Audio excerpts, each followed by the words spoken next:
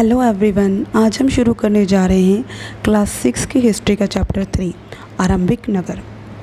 पुराने भवन का संरक्षण। जसपाल और अर्पित अपने घर की गली के पास खेल रहे होते हैं। वो देखते हैं कि कुछ लोग खंडर घर की तारीफ़ कर रहे हैं जिसे गली के बच्चे भूतहा घर कहा करते थे।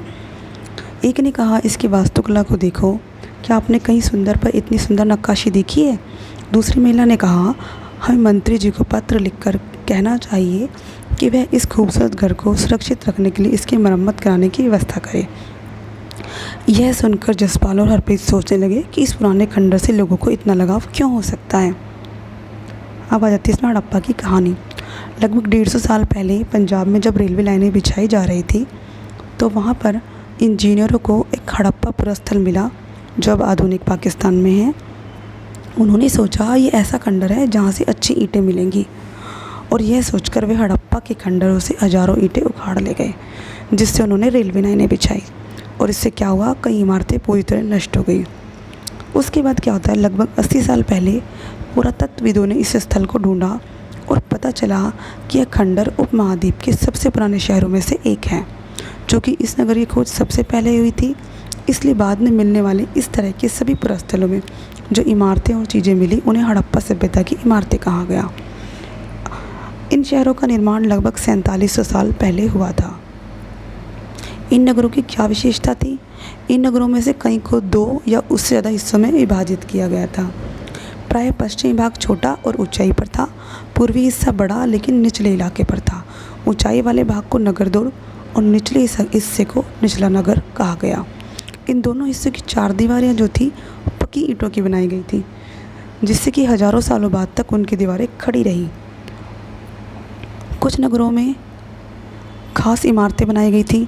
मिसाल के तौर पर मोहनजोदड़ो में खास तालाब, जिसे महान स्नानागार कहा गया, जिसे बनाने में ईंट और प्लास्टर का इस्तेमाल और रिसाव रोकने के लिए प्लास्टर के ऊपर चारकोल की परत चढ़ाई गई।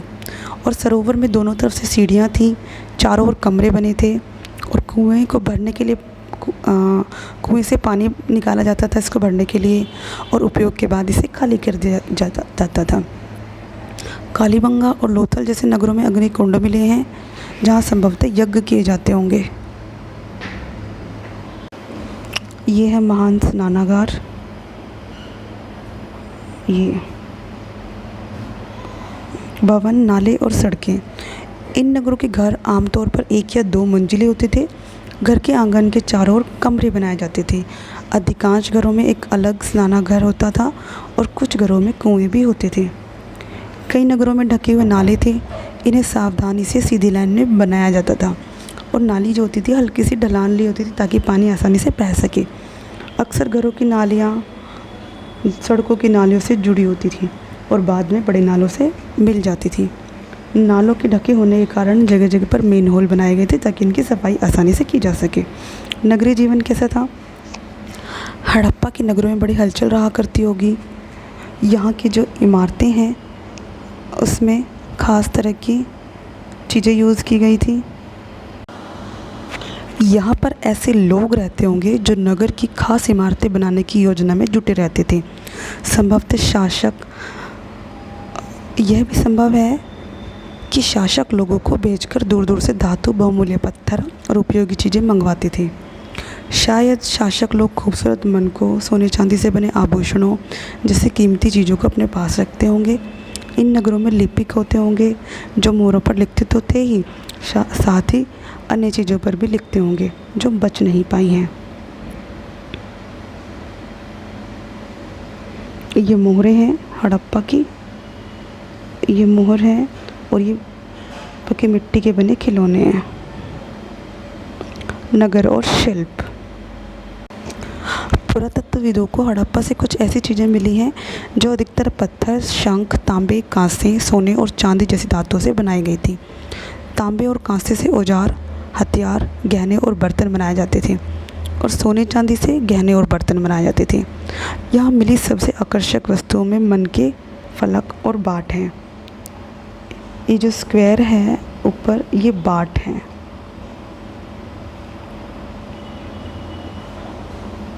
अब है हड़प्पा सभ्यता के लोग पत्थर की मोहरें बनाते थे।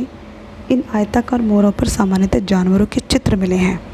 हड़प्पा सभ्यता के लोग काले रंग से डिजाइन किए हुए खूबसूरत लाल मिट्टी के बर्तन भी बनाते थे।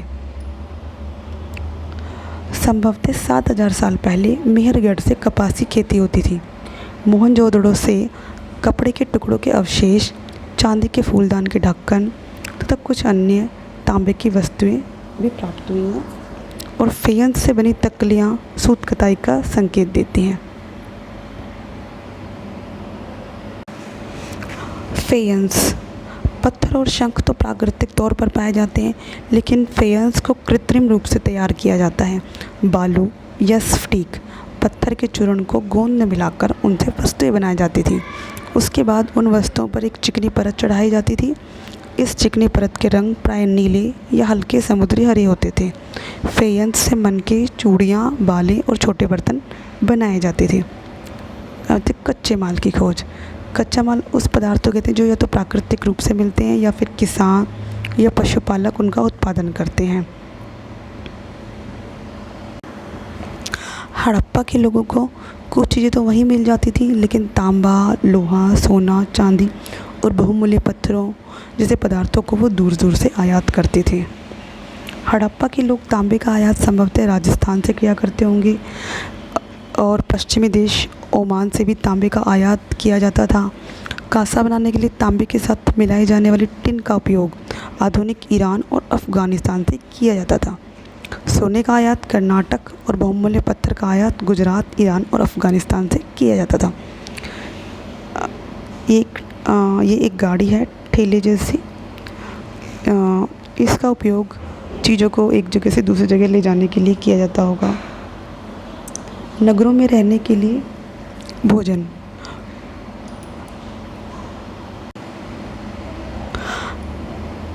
लोग नगरों के अलावा गाँवों में भी रहते थे, अनाज उगाते थे, जानवर पालते थे। किसान और चरवाहे शहरों में रहने वाले शासकों, लेखकों, दस्तकारों को खाने के सामान देते थे। पौधों के अवशेषों से पता चला है कि हड़प्पा के लोग गेहूँ, जौ, मटर, धान, तिल और सरसों उगाते थे। हड़प्पा के लोग गायें, भैंस, भेड़, बकरियां पालते थे। बस्तियों के आसपास तालाब, चरागाह होते थे, लेकिन सूखे महीनों में मवेशियों के झुंडों को चारा पाने की तलाश में दूर दूर तक ले जाया जाता था और वे बेर जैसे फलों को इकट्ठा करते, मछलियां पकड़ते और हिरण जैसे जानवरों का शिकार भी करते थे। ये एक हल है उस टाइम का जो खुदाई में मिला है। गुजरात में हड़प्पा करीमनगर का सूक्ष्म निरीक्षण। गुजरात का जो कच्छ इलाका है वहाँ धोलावीरा नगर बसा था, जहाँ पर साफ पानी मिलता है और ज़मीन उपजाऊ थी। हड़प्पा सभ्यता के कई नगर 2 भागों में विभक्त थे, परंतु जो धोलावीरा है वो 3 भागों में बटा हुआ था और हर हिस्से के चारों ओर पत्थर की ऊंची ऊंची दीवारें बनाई गई थी। अंदर जाने के लिए बड़े बड़े प्रवेश द्वार थे। इस नगर में खुला मैदान था जहाँ पर सार्वजनिक कार्यक्रम आयोजित किए जाते थे। गुजरात के खंभात की खाड़ी में मिलने वाली साबरमती की एक उपनदी के किनारे बसा लोथल नगर एक ऐसे स्थान पर बसा था जहाँ कीमती पत्थर जैसा कच्चा माल आसानी से मिल जाता था। यहाँ पत्थरों, शंखों, दांतों से बनाई गई चीज़ों का महत्वपूर्ण केंद्र था। इस नगर में एक भंडार गृह भी था। इस भंडार गृह से कई मोहरें और मुद्रांकन या मोहरबंदी मिले हैं। ये लोथल का एक बंदरगाह है। ये बड़ा तालाब लोथल का बंदरगाह रहा होगा, जहाँ पर ये वाला बंदरगाह है जहाँ पर नावें रुकती होंगी, माल उतारा और चढ़ाया जाता होगा। यहाँ पर एक इमारत मिली है जहाँ पर संभवतः मनके बनाने का काम होता होगा। यहाँ पत्थर के टुकड़े, अधबने मनके बनाने वाले उपकरण और तैयार मनके भी यहाँ मिले हैं। मुद्रा, मोहर या मुद्रांकन या मोहरबंदी। मोहरों का प्रयोग सामान से भरे उन डब्बों या थैलों को चिन्हित करने के लिए किया जाता होगा जिन्हें एक जगह से दूसरी जगह भेजा जाता था। थैले को बंद करने के बाद उनके मुहानों पर गीली मिट्टी पोतकर उन पर मोहर लगाई जाती थी। मोहर की छाप को मोहरबंदी कहते हैं। अगर यह छाप टूटी हुई नहीं होती थी तो यह साबित हो जाता था कि सामान के साथ छेड़छाड़ नहीं हुई है। इस सभ्यता के अंत का रहस्य लगभग 3900 साल पहले एक बड़ा बदलाव देखने को मिला कि अचानक लोगों ने इन नगरों को छोड़ दिया। लेखन, मोहर और बाटों का प्रयोग बंद हो गया। कच्चा माल का आयात काफ़ी कम हो गया। सड़कों पर कचरे के ढेर बनने लगे। जल निकास प्रणाली नष्ट हो गई। सड़कों पर ही झुग्गीनुमा घर बनाए जाने लगे होंगे। ये सब क्यों हुआ कुछ पता नहीं चला। नदियाँ सूख गई। अन्य कहना है कि जंगलों का विनाश हो गया था। बड़े बड़े चरागाह ख़त्म हो गए।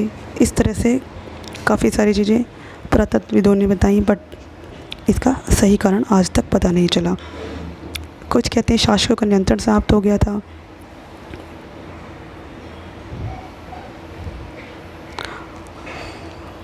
आधुनिक पाकिस्तान के सिंध और पंजाब की बस्तियां उजड़ गई थी। कई लोग पूर्व और दक्षिण के इलाकों में नई और छोटी बस्ती में जाकर बस गए। इसके लगभग 1400 साल बाद नए नगरों का विकास हुआ। इनके बारे में हम आगे पढ़ेंगे। Okay, thank you so much. हमारा चैप्टर 10 से 11 मिनट में कंप्लीट हो जाता है और हमारी आगे भी यही कोशिश रहेगी कि हमारे हर चैप्टर 10 से 15 मिनट में कंप्लीट हो जाएं। Thank you so much. देखते रहिए, लाइक, शेयर एंड सब्सक्राइब कीजिए। Thank you so much.